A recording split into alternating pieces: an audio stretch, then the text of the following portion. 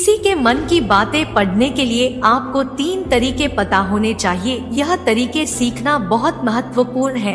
इन तरीकों को सीखकर आप आसानी से समझ सकते हैं कि कोई कैसा सोच रहा है। तो आइए मैं आपको गौतम बुद्ध की एक कहानी सुनाता हूँ जो आपको दूसरों के मन को पढ़ने के तरीके सिखाएगी। बहुत समय पहले की बात है।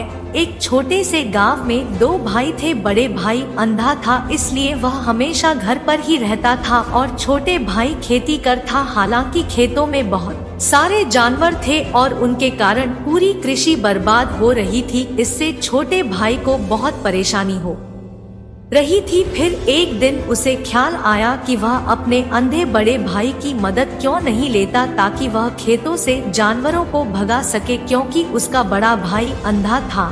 मन की बातों को पढ़ने की कला।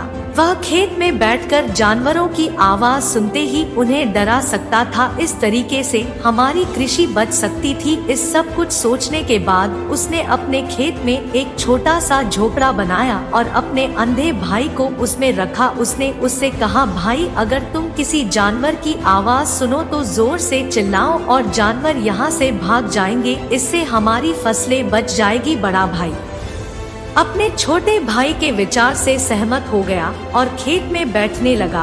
मन की बातों को पढ़ने की कला। हेलो दोस्तों, गरीब की एक गरीब बेटी हूँ। प्लीज चैनल सब्सक्राइब जरूर करें। आगे बढ़ने के लिए बीच में वीडियो मेरी बात के लिए माफी चाहता हूँ। जब कभी उसे किसी जानवर की आवाज सुनाई पड़ती वह तुरंत जोर से चिल्लाने लगता और जानवरों को डराकर भगा देता। वे कई दिनों तक यह अभ्यास जारी रखते हैं। एक दिन एक हिरण उनके खेत में दौड़ रहा था और खेत को तोड़कर भाग गया। हालांकि एक राजा भी वहां था। बुद्ध की कहानियां जो हिरण की पीछा कर रहा था। मन की बातों को पढ़ने की कला। राजा का ध्यान अंधे भाई पर गया और उनसे पूछा, क्या तुमने यहाँ एक हिरण देखा है? जवाब में अंधे भाई ने कहा, मैं अंधा हूँ, मैं कैसे हिरण देख सकता हूँ, पर मैं तुम्हें इतना बता सकता हूँ कि मेरी खेत से जो जानवर भाग गया है वह आपकी पीछा करने लायक नहीं है। आप अपना समय बर्बाद कर रहे हैं। उस अंधे के शब्दों से चौंका हुआ था। उसे आश्चर्य हुआ कि अंधा यह कैसे कह सकता है कि जो हिरण मैं ढूंढ रहा हूँ वह पीछा करने लायक नहीं है। तब राजा ने अंधे से कहा, क्या तुम मुझसे झूठ नहीं बोल रहे? एक और तुम कहते हो कि तुम अंधा हो और दूसरी ओर तुम यह दावा करते हो कि वह जानवर जो यहाँ से भाग गया है मेरे पीछे पड़ने के लायक नहीं है। फिर अंधा भाई ने कहा, मन की बातों को पढ़ने की कला। और राजा, वह प्राणी जिसे तुम हिरण समझ रहे हो वह वास्तव में हिरण नहीं है।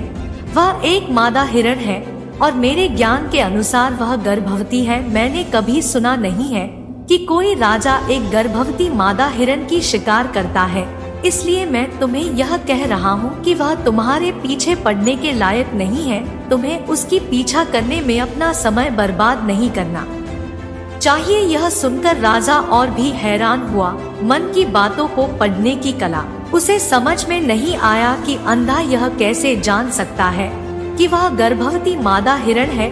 उसने सोचा कि कैसे एक अंधा यह जान सकता है मैं जिस हिरण की शिकार कर रहा हूँ वह क्या गर्भवती है या नहीं। इस अद्भुत अंधे का इतना आत्मविश्वास के साथ कैसे कह सकता है, इसलिए मुझे इसे जांच करना होगा। इसलिए राजा ने सत्यता जानने का निश्चय किया और अपने कमांडर से कहा, कमांडर मुझे चाहिए कि वह प्राणी जिंदा रहे क्योंकि मुझे जांच करना है। मन की बातों को पढ़ने की कला कि यह वाकई एक गर्भवती मादा हिरण है। यह अंधा आदमी इतनी आत्मविश्वास के साथ कह रहा है और मुझे यह सुनिश्चित करना है। जाओ और जांच कि क्या वह एक गर्भवती मादा हिरण है। राजा के आदेश पर कमांडरों ने हिरण को पा करने के लिए चला गया। कुछ समय बाद जब वह लौटे तो राजा से कहा, मन की बातों को पढ़ने की कला। राजा, यह अंधा आदमी पूरी तरह से सही कह रहा है। वह वाकई एक गर्भवती मादा हिरण है। इस सुनकर राजा हैरान हो गया। उसे समझ में नहीं आया कि यह अंधा आदमी कैसे जान सकता है कि वह गर्भवती मादा हिरण है। राजा के मन में कई सवाल उठे। आखिरकार राजा ने इस पर पूरी तरह से समझौता करने का निश्चय किया और अंधे से कहा, सुनो, मुझे यह नहीं पता कि तुम सचमुच अंधे हो या नहीं, लेकिन मैं तुमसे एक सवाल पूछने आया हूँ, क्या तुम मेरे सवाल का सही जवाब दोगे? जवाब में अंधे ने कहा, राजा, आप मुझसे जो भी पूछना चाहेंगे मैं आपको सच्चाई से जवाब दूंगा। राजा ने कहा, देखो, एक और तुम कहते हो कि तुम अंधे हो और दूसरी तरफ तुमने मुझे कहा कि मैं जिस जानवर की मैं पीछा कर रहा था, तुम कहते हो कि वह गर्भवती मादा हिरण है, और साथ में तुम्हें यह भी पता लगाता है मन की बातों को पढ़ने की कला कि तुम्हारे खेतों में जानवर कब आते हैं और कब जाते हैं। तुमने यह सब कैसे अनुमान लगाया? तब अंधा आदमी ने समझाया, सर, जब आप उस मादा हिरण की पीछा कर रहे थे तो उसकी गति और दौड़ते हुए मन की बातों को पढ़ने की कला, आवाज से ही मुझे पहले से ही समझ आ गया था कि यह हिरण है। और मेरी खेत की बांध काफी छोटी थी, उसकी ऊंचाई ज्यादा नहीं थी। अगर यह सामान्य हिरण होती तो वह आसानी से उस बांध को पार कर सकती थी, लेकिन वह हिरण ने उस बांध को तोड़कर भाग लिया था, और यदि वह बांध पार करने की कोशिश करती तो उसके संतान को खतरा होता। इसलिए मुझे समझ में आ गया कि वह गर्भवती है। इस व्याख्या को सुनकर राजा अंधे के विशेष ज्ञान और कौशल को देखकर चौंके हुए हैं। मन की बातों को पढ़ने की कला, वह समझता है कि यह व्यक्ति अंधा होने के बावजूद अनोखी जानकारी और क्षमताओं से संपन्न है। राजा इसका लाभ उठाने का निश्चय करता है और अंधे से एक और सवाल पूछता है। राजा कहते हैं, तुम बुद्धिमान हो और तुम्हारी कई बातों की गहरी समझ लगती है। आज मैंने तुम्हें यहाँ बुलाया है ताकि जान सकूं कि मेरी पत्नी मेरे प्रति विश्वासी है या नहीं। अंधा आदमी जवाब देता है, ओ राजा, ऐसा सवाल कैसा है? आपका विवाह कई सालों से चल रहा है और अब आप ऐसी बातें जानना चाहते हैं।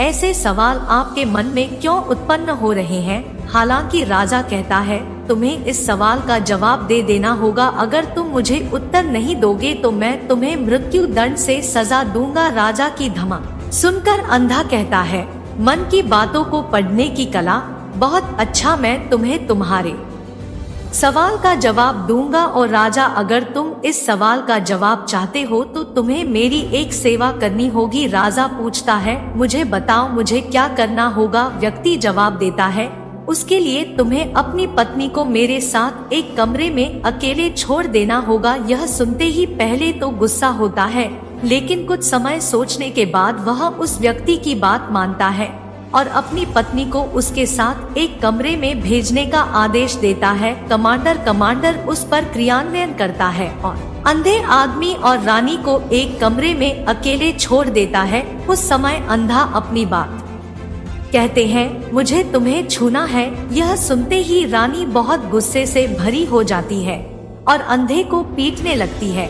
मन की बातों को पढ़ने की कला, कभी हाथों से तो कभी पैरों से और कभी पूरी ताकत से वह उसे बेहद बेरहमी से पीटती है। बाद में किसी तरह अंधा अपनी जान बचा लेता है और राजा के पास जाता है। उसने राजा से कहा, ओ राजा, आपकी पत्नी विश्वासी नहीं है। इस सुनते ही राजा बहुत गुस्से से भरकर अपनी तलवार निकालता है और सीधे अपनी पत्नी के पास जाता है। उसने उससे गुस्से में कहा, मन की बातों को पढ़ने की कला, रानी, आज मैं तुमसे एक सवाल पूछूंगा और तुम्हें सच्चाई से जवाब देना होगा। अगर तुमने झूठा बोला तो मैं तुम्हारा सर तुरंत अलग कर दूंगा। उसने पूछा, मुझसे कहो, क्या तुम विश्वासी हो या नहीं? इस पर रानी ने कहा, ओ राजा, तुम मुझे मार दो, लेकिन मैं विश्वासी नहीं हूँ। राजा बहुत खुश हुआ क्योंकि वह सब कुछ जो अंधे ने कहा था वह पूरी तरह से सच था। इस सुनते ही राजा तत्काल अंधे के पास जाता है और पूछता है, तुमने कैसे जान लिया कि मेरी पत्नी विश्वासी नहीं है? अंधा उत्तर देता है, ओ राजा, यह काफी सरल है। मन की बातों को पढ़ने की कला, मैंने आपकी पत्नी से कहा कि मैं उसे छूना चाहता हूँ और वह इतनी रोष में आ गई कि मुझे मारने लगी। वफादार औरत कैसे किसी अन्य पुरुष को छू सकती है? जब मैंने उससे कहा कि मैं उसे छूना चाहता हूँ, वह मुझे इनकार कर सकती थी, लेकिन उसने मुझे मारना शुरू कर दिया और उस प्रक्रिया में उसने मेरे पूरे शरीर को छुआ। अब तुम मुझसे बताओ, इस प्रकार की औरत विश्वासी कैसे हो सकती है? राजा कहता है, तुम बहुत बुद्धिमान हो, ठीक है, तो चलो आगे बढ़ते हैं। उसके बाद वह जोर से कहता है, एक और सवाल का सही जवाब दो और मैं तुम्हें यहाँ से जाने दूंगा। राजा फिर पूछता है, मन की बातों को पढ़ने की कला, मुझे बताओ, क्या मैं सचमुच मेरे पिता का बेटा हूँ या किसी और का? इस पर अंधा आदमी उत्तर देता है, ओ राजा, इससे तुम्हारा क्या लेना देना है? चाहे आपके माता पिता कौन हो, आप इस राज्य के राजा हो, तो इस सवाल को छोड़ दो। लेकिन राजा जिद करता है, मन की बातों को पढ़ने की कला, नहीं नहीं, मुझे इस सवाल का सटीक जवाब चाहिए, वरना यह सवाल मुझे हमेशा परेशान करेगा। इसलिए मैं सच्चाई जानना चाहता हूँ। अगर तुम सही जवाब दोगे तो मैं तुम्हें यहाँ से जाने दूंगा। अंधा आदमी उत्तर देता है, ओ राजा, मेरे लिए इस सवाल का उत्तर देने के लिए तुम्हें अपनी माँ के पास जाने की कोई आवश्यकता नहीं है। मैं अभी बता सकता हूँ कि तुम किसके बच्चे हो, लेकिन उससे पहले मैं चाहता हूँ कि तुम मुझसे वादा करो कि तुम मुझसे गुस्सा नहीं करोगे। राजा कहता है,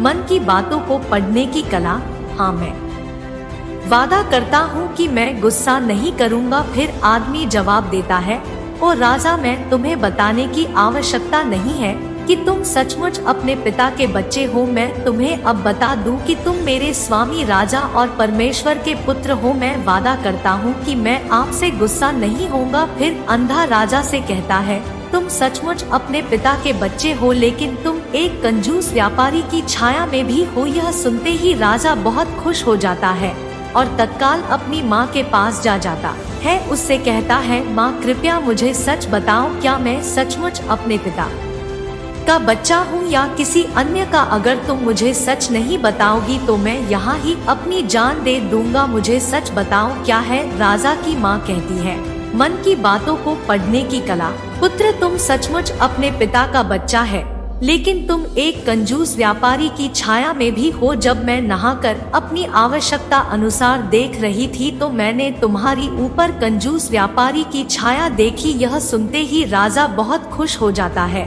और तत्काल ही अंधे के पास लौटता उससे पूछता है, तुमने कैसे जान लिया कि मेरी ऊपर कंजूस व्यापारी की छाया थी? अंधा जवाब देता है, और राजा, आप मुझसे कई सवाल पूछते हैं, मन की बातों को पढ़ने की कला, और मैंने सभी के सही उत्तर दिए हैं। अगर आप कोई अन्य राजा होते तो मैंने अब तक कई पुरस्कार प्राप्त कर लिए होते, लेकिन आपने मुझे कुछ नहीं दिया। मैंने अब तक एक भी पैसा नहीं लिया है।